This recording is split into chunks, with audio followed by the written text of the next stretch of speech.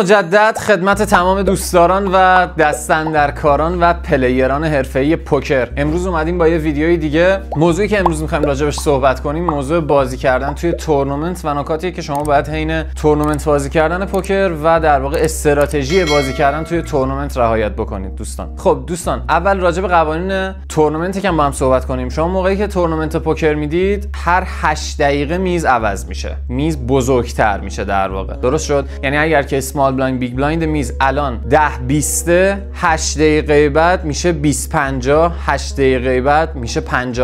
چون تورنمنت ها معمولا باید توی یک زمان محدودی تموم بشن. هر 8 دقیقه یا هر 10 دقیقه این اسمال و بیگ بزرگ میشن که بازیکن‌ها زودتر حذف بشن و تورنمنت تموم بشه. پس اول این قانون تورنمنتی که هر 8 دقیقه میز بزرگ میشه. نکته بسیار مهمی که شما توی تورنمنت باش مواجهین هستین اینه که تورنمنت کش گیم نیست دوستان. موقعی که شما میرید امشب با دوستاتون بشینید یه دست پوکر بازی بکنید و همه پول نقد میذارن روی میز، شما در واقع دارید سر همون پول بازی میکنید و آخر شب پولتون رو میگیرید و میرید. ولی تورنمنت فرقی که داره اینه که شما با یک امتیاز یا در واقع اون مقدار چیپی که جلوی شماست توی تورنمنت جلوی همه هست و اون پول نیست، اون فقط چیپه. پس تورنمنت حالت کش گیم نداره. ممکنه بیشتر از چند روز طول بکشه. اگر تورنمنت معتبری باشه، چه میدونم 5000 نفر شرکت کنن، ممکنه یه هفته طول بکشه و توی این یک هفته هر روز میز بزرگتر میشه تا اون میز فینال و توی میز فاینال 10 نفر اولی که سر اون میز میمونن همشون پول میبرن، از کوچیک تا نفر اول مسابقه. نکاتی که شما توی تورنمنت باید رعایت بکنید اینه که وقتی که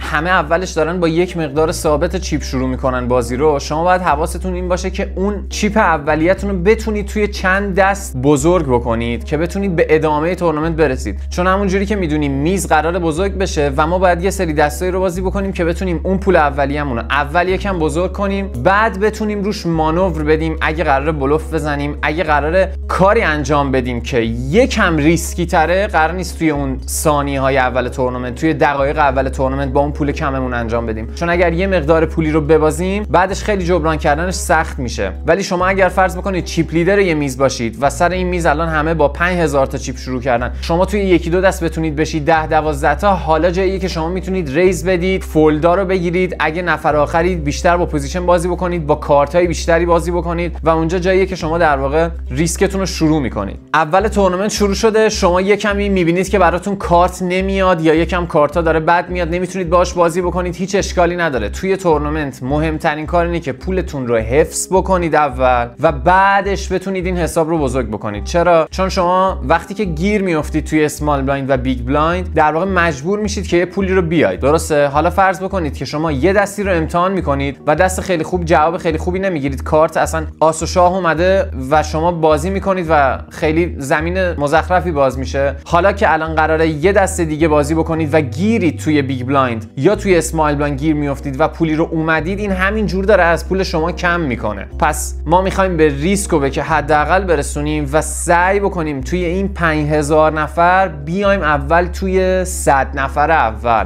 توی چند ساعت اول، که بتونیم توی تورنمنت حضور داشته باشیم، حسابمون بزرگ شده باشه که بعد بتونیم یه سری ریسکا انجام بدیم، با پوزیشن بازی کنیم، بتونیم پول بقیه رو بگیریم. پس اولین نکته اینه که شما باید دستایی رو مطمئن بازی بکنید اول تورنمنت که یکم حسابتون رو بزرگ کنید که با اون حساب بزرگتر تازه مسیری براتون باز بشه که بتونید ریسک کنید. حالا فرض کنید 2-3 ساعت از تورنمنت گذشته میگذره و شما یکم حسابتون بزرگتر شده. الان مثلا 6 نفری که سر میزن الان همه دیگه 20 تا 30 تا پول جلوشونه، 20000 30000 چیپ. درسته؟ اینا دیگه کش گیم نیستن، اینا چیپن، یعنی پول نقد نیستن. پس الان که 2-3 ساعت از بازی گذشته احتمالاً جلو همه 20-30 هزار تا چیپ قرار گرفته و شما اونجا شروع کردید. الان دیگه میزم به همون مقدار بزرگ میشه. وقتی جلوی شما 20-30 هزار تا چیپ باشه، میز دیگه شده 500 هزار. پس شما یا وارد نمیشید یا درست وارد میشید، توی پوزیشن درست با کارت درست وارد میشید. و از استراتژی‌های تورنمنت بخوام براتون بگم، ببینید دوستان، توی تورنمنت همه یکم بیشتر ترسیدن. پس شما با بلوف‌های بجا، با پوزیشن بازی کردن مطمئنا میتونید سودای خوبی بگیرید. منتها اینی که حواستون باشه توی تورنمنت اوماها به هیچ عنوان تا اونجایی که میتونید بلوف نمیزنید. چون اگر 4 نفر توی اون دست حضور داشته باشن توی اوماها، در واقع بلوف شما عملاً کاری نیست که میخواید انجام بدید. اون کارتی رو که شما دارید بلوفش رو میکنید، مطمئنا دست یکی دیگه هست و اون میتونه هر جوری سلو با شما بازی کنه یا اصلا اووربت بکنه. همه جوره شما اونجا قراره کارتون تمام بشه. پس حواستون باشه. بلوف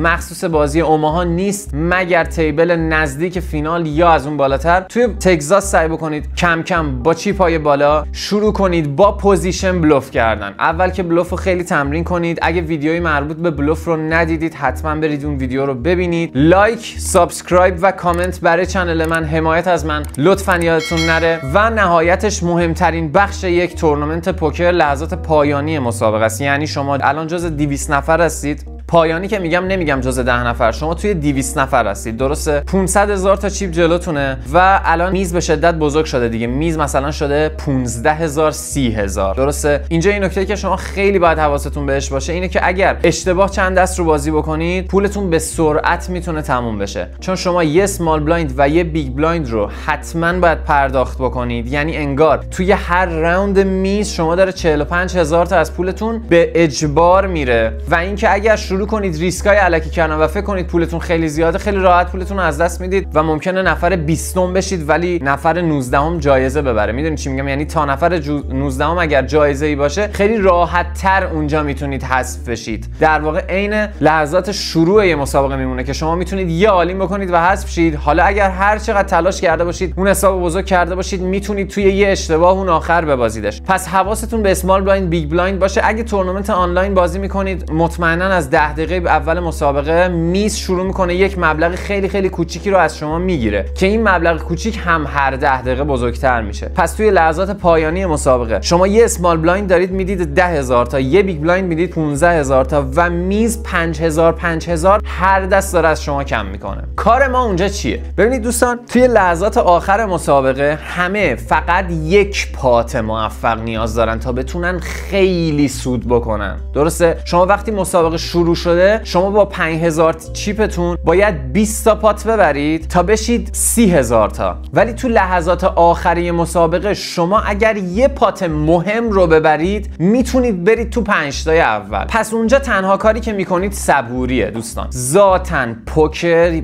به شدت بازیه که دوستان صبوری شما رو میطلبه. اگر آدم صبوری نباشید، اگه عجله کنید، اگه بلد نباشید، اگر مسخره بازی بخواید در بیارید، اگر جوگیر بشید، اگه تیلت بشید، عصبانی بشید، اگه با دوست دخترتون کارت کردین، اگر هر اتفاق بدی تو زندگیتون افتاده، دوستان پوکر بازی نکنید. چون تنها اتفاقی که میفته اینه که پولتون از دست میدید. پوکر دلش به حال شما نمیسوزه که نمیدونم امروز دوست دخترتون رو کات کردید یا اعصابتون خورد شده یا اصلا حریف شانس آورده. مگه کم پیش میاد افرادی که دارن برای هم تعریف میکنن که نمیدونم کارت آخر زد فلاش شد، کارت آخر زد استریت شد. بله، همه این اتفاقا میفته. شما باید منتالتو حفظ کنی که همه پولت نره. در واقع میدونی چی میگم؟ شما ممکنه توی پاتی یه مبلغ قابل توجهی رو ببازید ولی هنوز پول دارید، هنوز کامبک دارید. مهم منتال شماست که اگه حفظ بشه این بزرگ میشه، اگه حفظ نشه تمام پول شما میره. انتخاب با شماست در واقع. و اینا اگر که با دلار حساب بکنید که دارید بازی میکنید، همیشه این طرز فکر رو داشته باشید که نشستید سر یه میز درست حسابی و مبالغ به دلار، مطمئنا دست و پاتون بیشتر میلرزه تا اینکه برید نمیدونم چرت و پرت بزنید و پوکرای در واقع فری بزنید و گیم بزنید و گیم نیستش، این واقعا ریل مانیه. پس تنها کاری که میکنید صبوریه. اگر به 200 نفر آخر یک مسابقه رسیدید، چون تورنمنت ها دوستان توی سایت برگزار میشه، این چیزی که من میگم فکر نکنید الان توی ایران نیست یا چیز.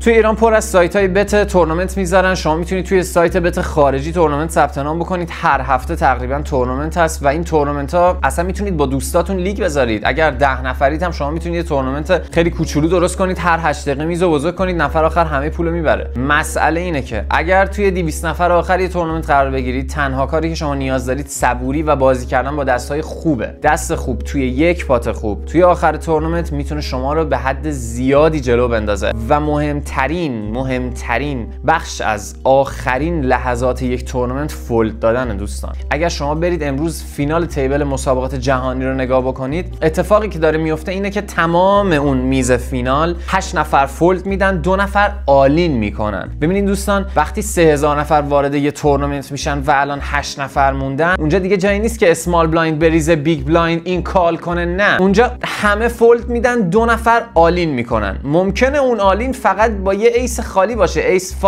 ایس 6، اصلا سوت هم نباشه، ولی انقدر پات بزرگه که وقتی اون نفر میگه آلین 8 نفر فولد میدن، همون اسمال بلایند و بیگ بلایندی که پولش میرسه به این آدم حدود 600,000 چیپه. پس کسی نمیاد با شما آلین کنه و اون طرف فقط یه آس داره باهاش آلین میکنه. میدونی چی میگم؟ یعنی اگه فولد همون دو نفری که گیر بودن توی پوزیشن اسمال و بیگ رو بگیره، یه مبلغ خوبی میشه. پس تیبل فینال جایی نیست که شما اصلا بخواید بازی کنید، اصلا بخواید چیز رو امتحان کنید، اصلا بخواید 6 و 7 خشت رو امتحان کنید ببینید استریت یا فلاش. نه، تیبل فینال جاییه که شما یا فولدید یا آلین، یا فولدید یا آلین. اگه فولدید که فولدید، اگه آلینید حریف شما یا کاله که آلین به آلین میشید، احتمالاً 2 تا کارت خوب دارید، و یا قراره که شانستون رو امتحان بکنید که اونم احتمالات ریاضی پوکر رو توی یه ویدیوی کامل میخوام دفعه بعدی براتون بگیرم که اصلا فقط راجع به ریاضی پوکر صحبت بکنیم. اما تیبل فینال جایی که شما یا فولد